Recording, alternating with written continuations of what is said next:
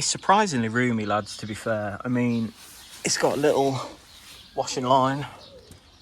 It's got a pocket there, 2 pockets there. And then, obviously, you can open the vent from the inside. I haven't actually shut the door yet. But I mean, the quality is...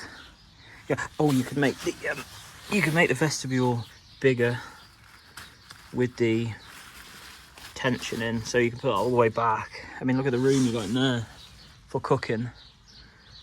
Bloody massive. And then you just pull it back like that, and it makes your tent big again. But I think I will get the fly sheet. Not the fly sheet, the ground sheet. But I can just sit up in it. Headroom, which, I mean, here's what it is. It's fine. It's got this got mesh bit, and then that, so that's sound up there, and then that's it all shut up. I think it's massive in here.